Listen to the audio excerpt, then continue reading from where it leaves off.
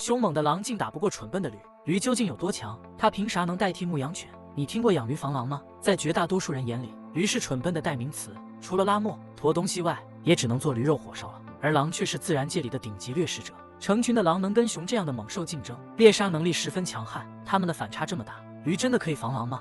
这还真不是随便乱说。事实上，真的有不少养驴防狼成功的例子。在内蒙、新疆等畜牧业发达的地方，经常可以看见在羊群里面格外显眼的驴，它们就是羊群的保护伞，可以帮助驱赶草原上的狼。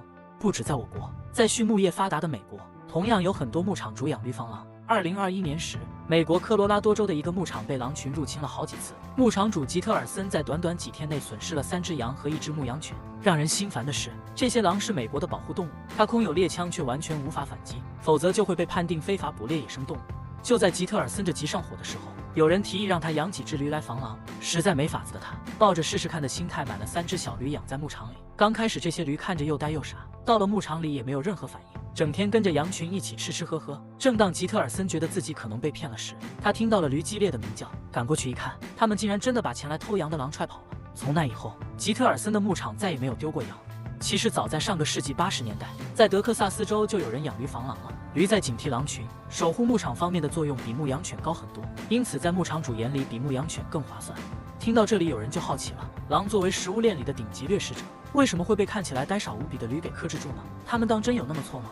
还真不是。要知道，狼是凶猛的掠食者，他们的战斗经验和猎杀能力绝对要比吃草的驴高很多。如果他们之间生死对决，那么毫无疑问，狼群绝对能杀死驴并把它吃掉。狼的性情凶猛，脑子聪明狡诈，擅长集体围攻。狼群的服从性和纪律性同样非常好，并且它们还有出色的速度和耐力，可以高速奔跑10几公里。就连战斗力极强的野猪遇到狼群围攻都躲不过。熊这样的猛兽也经常被狼群抢食，可见它们有多强悍。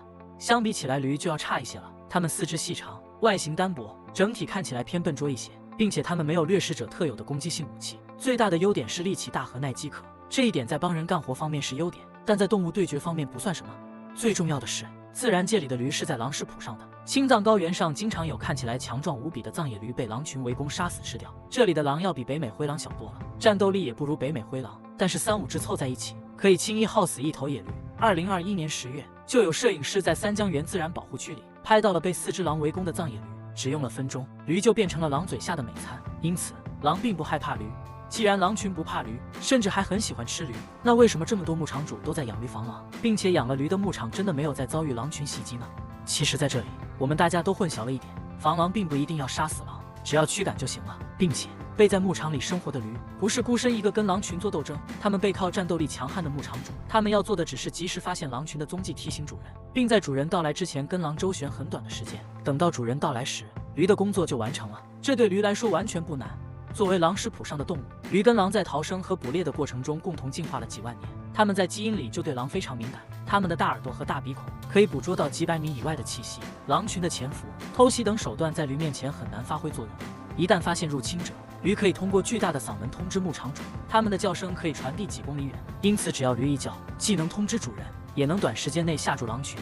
并且驴虽然硬实力不如狼，但也不是毫无反击能力。它的体型比狼大，力量方面占优势。它的牙齿虽不尖利，但是够硬，一口下去咬不死狼也能重伤它。有力的蹄子同样可以给狼造成不小的伤害。